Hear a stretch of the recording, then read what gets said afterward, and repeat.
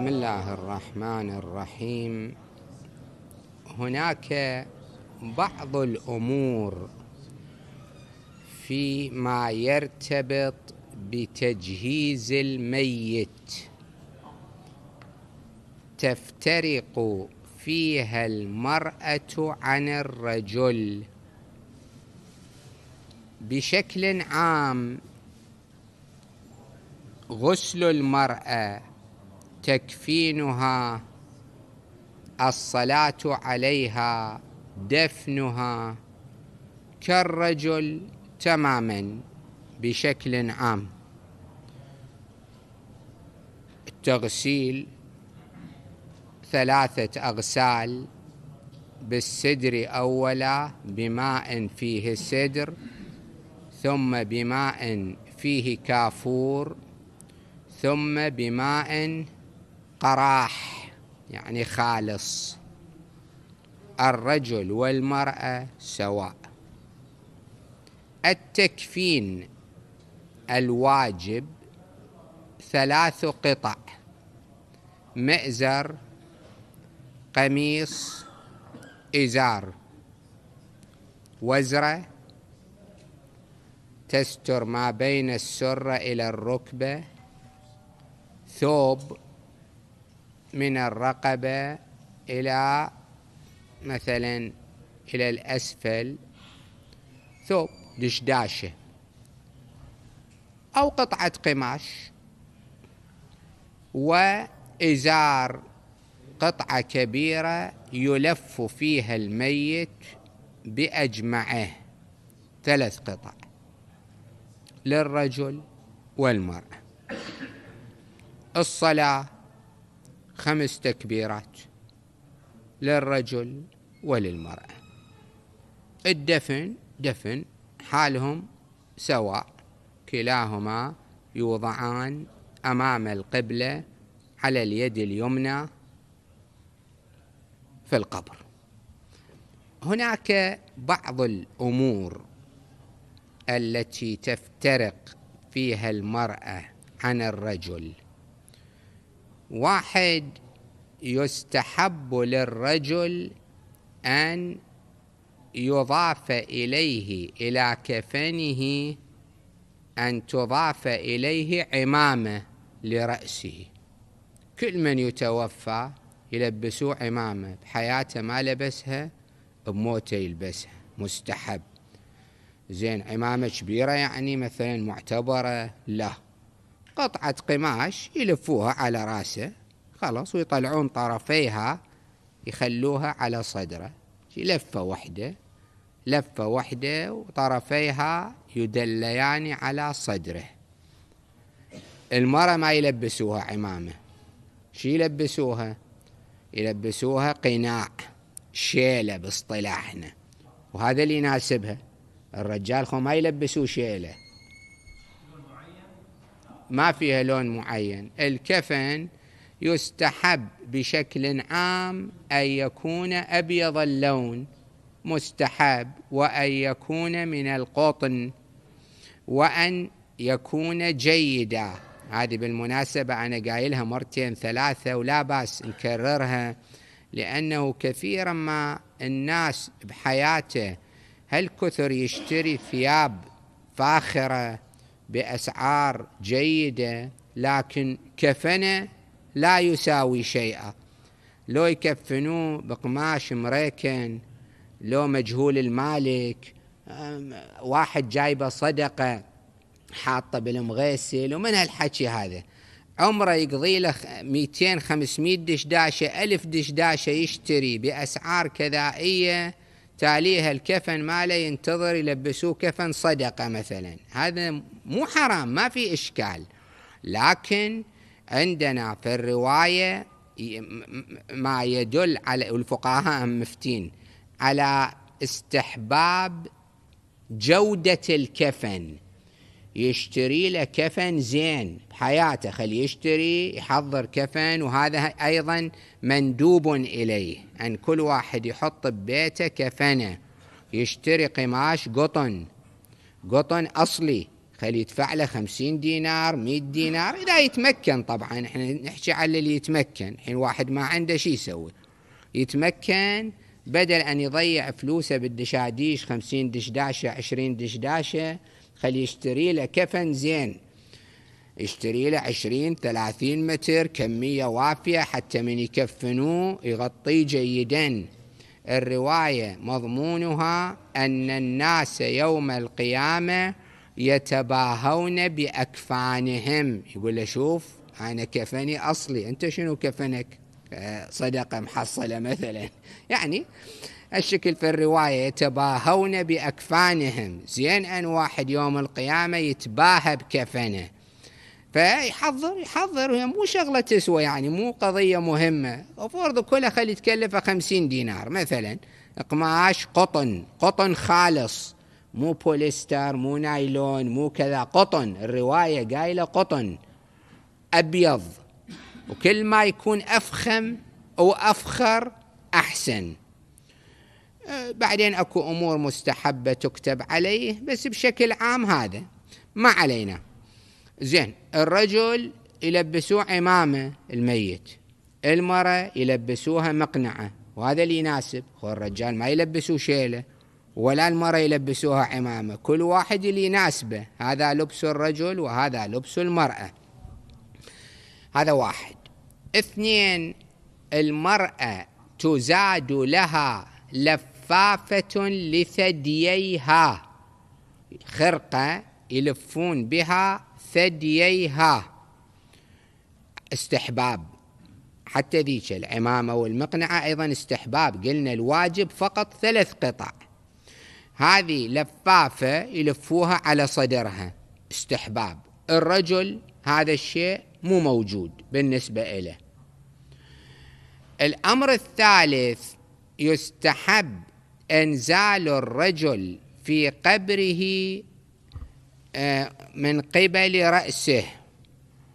المرأة تنزل عرضا، المرأة يشيلوها الشكل ينزلوها بشكل عرضي، أما الرجل قايلين الفقهاء ينزلوه بشكل طولي، يعني رأسه إلى الأسفل ورجليه إلى الأعلى.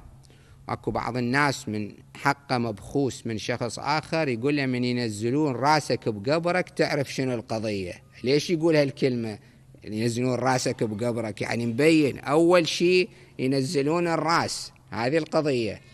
فالرجل ينزل رأسيا استحباب. الحين بالله ما نزلوه رأسيا، نزلوه من رجليه، يصير هم يصير، لكن هذا استحباب. والمرأة تنزل بشكل عرضي.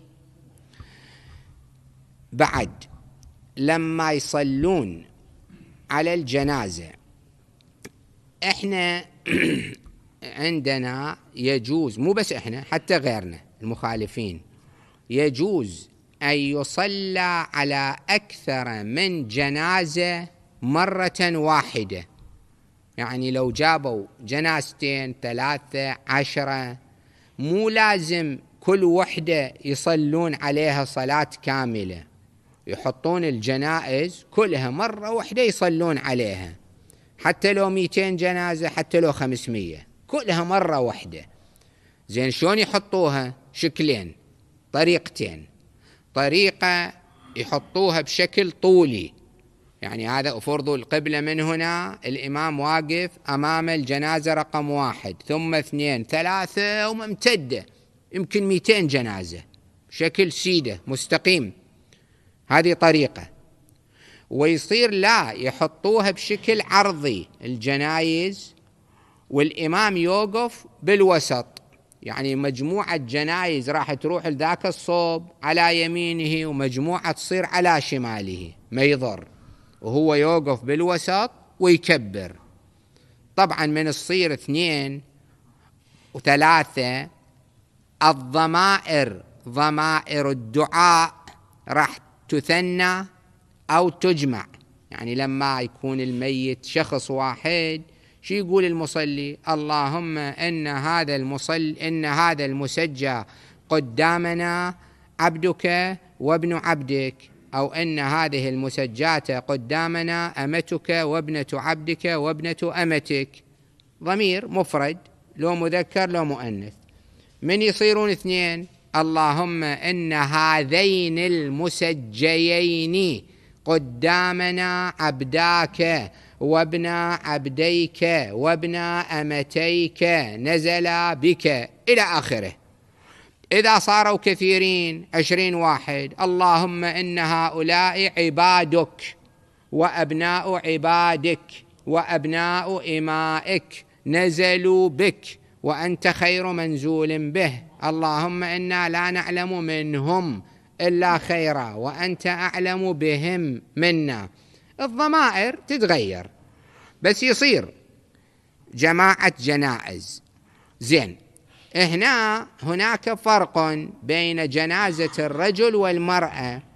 لو كان هناك ميت رجل ومرأة، الرجل يصير قدام جنازته رقم 1، عقبها تيجي جنازة المرأة، يعني ما يعكسون، ما يحطون جنازة المرأة إلى الأمام وجنازة الرجل إلى الخلف.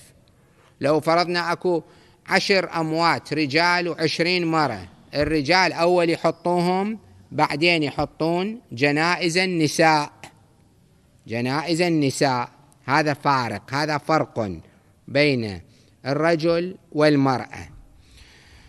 طبعا لما يصلون جماعة، لو فرض صارت صلاة جماعة على الميت، النساء يكن خلف الرجال مثل الجماعة العادية.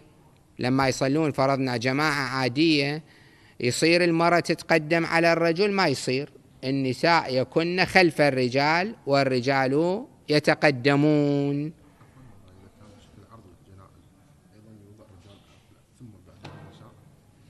إذا وضعت الجنائز بشكل عرضي، نعم، أول توضع جنائز الرجال 2 3، وراهم تنحط جنائز النساء. لابد أن تكون جنائز النساء متأخرة عن جنائز الرجال. هذا فيما يرتبط بالتجهيز. طبعا بالمناسبة، على ذكر الصلاة على الميت وتجهيز الميت، الإنسان لما يتوفى هذه المراسم واجبة على الكل وجوبا كفائية. يعني مسلم مات، مؤمن مات، واجب على الناس يغسلوا، علي عليك على فلان، واجب كفائي، يكفن، يصلى عليه، يدفن، لكن بإذن وليه. يعني ما يجي واحد رأسا يوقف على أي جنازة، يدخل المغيسل شاف جنازة حاطيها يقول أروح أصلي عليها، لا، عنده ولي الميت، ابنه مثلا، أبوه، يمكن ما يرضى، هو الولي يريد يصلي عليها، أو من يأذن له، مو أي واحد. هنا الزوج أولى بزوجته من كل أحد. جابوها للمرأة للمغيسل، الحين زوجها يقول أنا أريد أصلي، أو أنا جايب لي واحد يحب له واحد من رجال الدين يريد يجيبه، أو أبوها يحب له واحد ثاني، هاي موجودة بعد بين الناس، هذا عنده صاحب وذاك عنده صاحب. من الأولى؟ الزوج. الزوج أولى بزوجته من كل أحد، ما حد يقدر يتقدم. أبوها اللي هو أولى الناس، أمها، أخوها، ما حد يقدر يحكي. الزوج أولى بزوجته، يقولهم أنا شو اللي يريد يسوي، هو يغسلها، يكفنها، يصلي عليها، يدفنها، يصير الرجل يغسل زوجته. زين، المرأة يصير تغسل زوجها، هم يصير، بس ما لها ولاية. هذا الفرق. الزوجة لو أذن لها ولي الزوج، ولي الزوج منه؟ أبوه أو أولاده. إذا فرضنا أمهم اللي هي زوجة الميت قالت الأب الميت، الأبناء الميت، تسمحوا لي أنا أغسله، إذا سمحوا لها يجوز للمرأة أن تغسل زوجها. وهذا استثناء في الحقيقة، وإلا في التغسيل تشترط المماثلة، الرجل يغسل رجل والمرأة تغسلها امرأة بشكل عام. فقط الاستثناء الوارد في الزوج والزوجة. الزوج له أن يغسل زوجته، وللزوجة أن تغسل زوجها. المحارم هم ما لهم حق، يعني أخ يريد يغسل أخته، ولد يريد يغسل أمه، أم تريد تغسل ابنها، ما لهم حق إلا إذا فقد المماثل. يعني أول مرحلة المماثل، مرة تغسلها مرة، رجل يغسل رجل، ما حصل، ما كان، فرضنا واحد مسافر ويا أمه إلى بلدة بعيدة، أحدهما توفي وما في مماثل مسلم يجري عليه التغسيل، حينئذ يجوز للمحرم أن يفعل ذلك. زين، هذا إذا أمكن التحصيل بالتأخير. القضية ما تكون قضية مستحب، إلزام، واجب. لو فرضنا الآن ما في محرم، لكن ممكن بعد 5 ساعات، بعد يوم، يومين، وأمكن الاحتفاظ بالبدن من دون أن يصيبه شيء، لأن هذه مو دائما تتوفر. أحيانا فيه ثلاجة أو الهواء بارد شديدا، ما راح يتغير بدن الميت، يصبرون، يجب الصبر. وأحيانا لا، ما يمكن، في مكان حار كذا وما يمكن الصبر، خلص ما دام اضطروا إلى ذلك. غير المماثل، المحرم ابن، أخ، أم، خال، المحارم يجوز لهم أن يتولوا هذا الأمر. هذا هم بعض ما يرتبط بعملية التجهيز، تجهيز الميت. من الموارد التي تفترق فيها المرأة عن الرجل أنها لا تتحمل دية قتل الخطأ، والذي يتحملها هم الأقارب الذكور من جهة الأب. الأقارب الذكور من جهة الأب يعبرون عنهم بكلمة عاقلة. خلي هذه نوضحها شوية كلمتين، ولو هي قليلة الابتلاء لكن هم تحصل أحيانا، تحصل. حين هم أجيب لها مثال إن شاء الله. إذا رأى شخص جثة وعلم أنها لمسلم وما وجد وليه ليستأذنه، فإن أمكن استئذان الحاكم الشرعي، الحاكم الشرعي له ولاية، أو وكيل الحاكم الشرعي، ومو إلا بالبر، هذه تصير حتى في الحضر. أحيانا في ناس غرباء جايين هنا، يتوفى، ما يعرفون أهله، غريب وتوفي.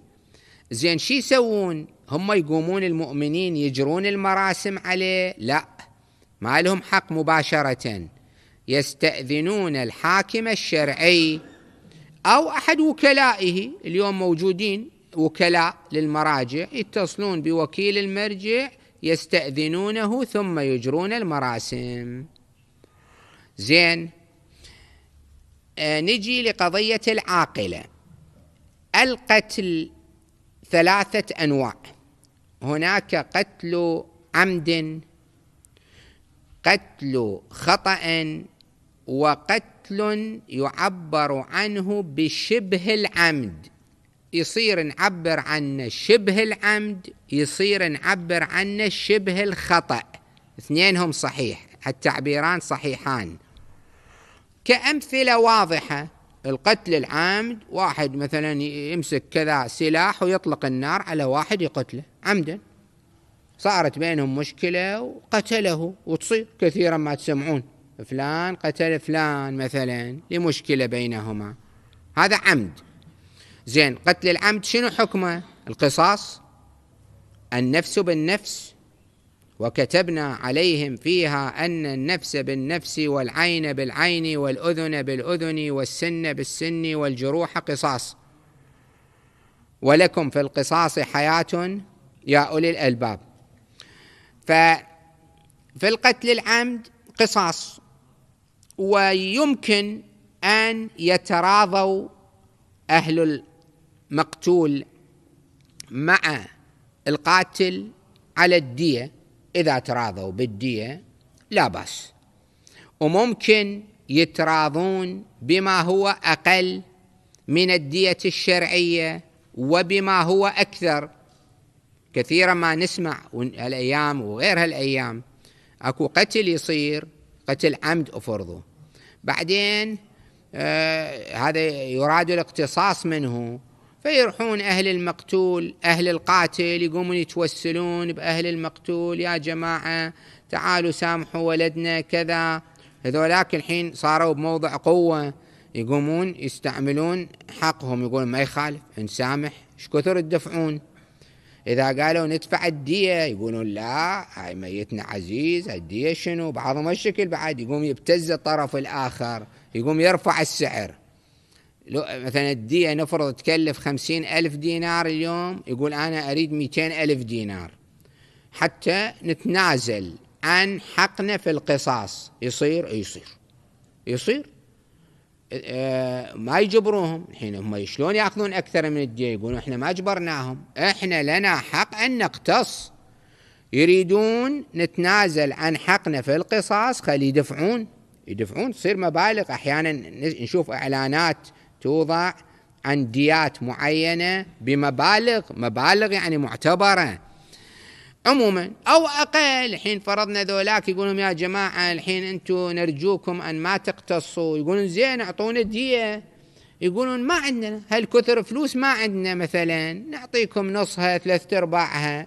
إذا تراضوا يصير، ما علينا. هذا أول قسم القتل العمدي. وإلى دية، إذا صاروا يأخذون الدية، ديته معروفة، 1000 دينار من الذهب للرجل و500 دينار للمرأة. وبعد أكو أمور أخر يجوز أن يبادل بها. يدفعها منه القاتل، يدفعها في سنة واحدة، تستأدى منه إذا رضوا منه بالدية.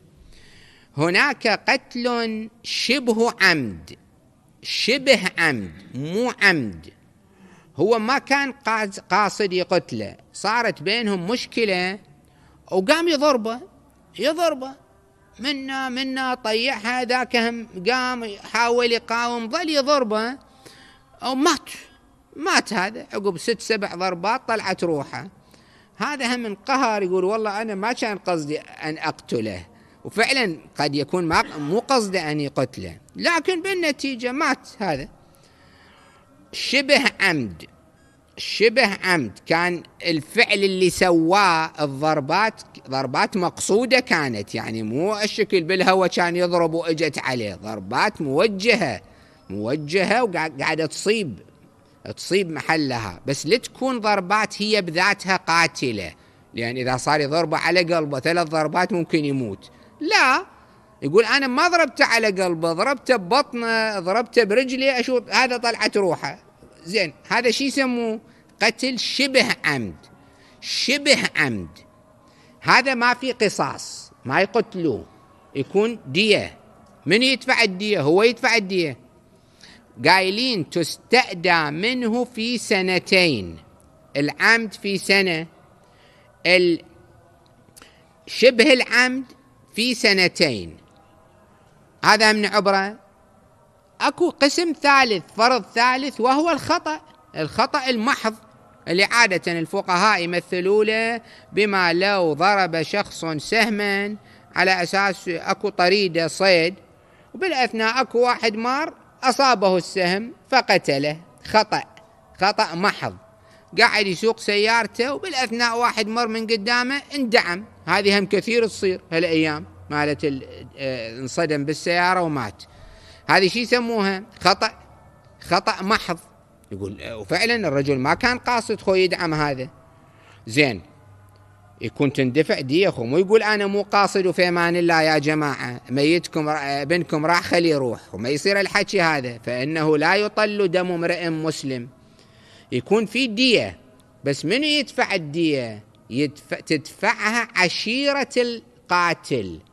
هاي شغلة اليوم شبه منعدمة أصلا، أغلب الناس ما يدرون بيها.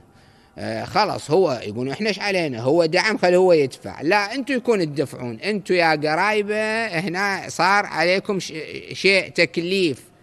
زين، أي قرايب؟ القرايب قسمين، أكو أقارب من صوب الأم، خواته من أمه مثلا، أخواله، أولاد أخواله، بنات أخواله، ذول اللي من صوب أمه الخوال، هذول ما لهم شغل في الموضوع. منو اللي يكون يدفع؟ من صوب الأب.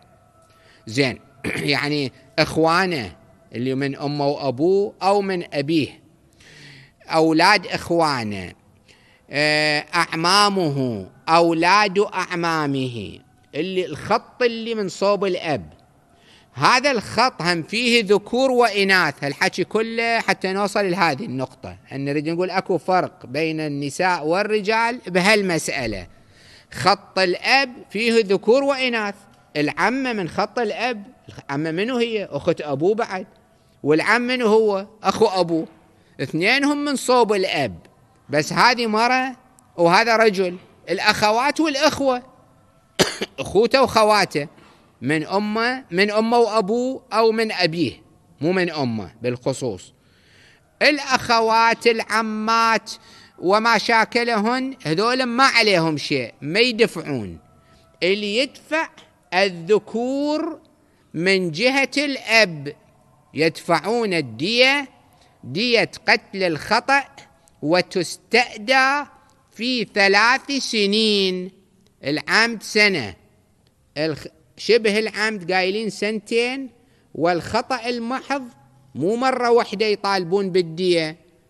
إلهم حق ذولا القرايب، يقول عمي 3 سنوات، الشرع معطينا مجال 3 سنوات، في خلال 3 سنوات نسلمكم الدية. هذا تكليف شرعي موجه إليهم. الحين يقولون إحنا إيش علينا؟ هذا هو دعم بالسيارة، الشرع قايل، إحنا إيش علينا؟ ما فيها، هذه أحكام شرعية. مثل الولد الأكبر إذا أبوه ما يصلي، ما صلى، فايتته صلاة، فايته صوم، نقول له اقضي عنه، يقول أنا إيش علي؟ هو ما صلى، فايته الصوم أو فايتته الصلاة، أنا أصلي وأصوم، أنت تصلي وتصوم. هذا حكم شرعي، ترضى لو ما ترضى، ما فيها روح وتعال. كذلك عشيرة. وليش أقول شغلة اليوم موجودة ترى بالمناسبة، هاي قضية الصدمة مع السيارة كثير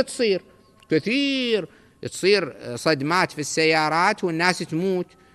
فمنو اللي يكون يدفع؟ الحين مرة أحيانا شركة التأمين تدفع، عنده تأمين، زين انحلت، والله ماكو شركة تأمين ما مأمن، هو ملزم يدفع؟ لا، هو مو ملزم. الإلزام يتوجه إلى أقاربه الذكور من جهة أبيه، فهذا أحد الفروق بين الرجال والنساء، أن النسوة من جهة الأب لا يدفعن دية القتل الخطئي، والرجال يدفعون.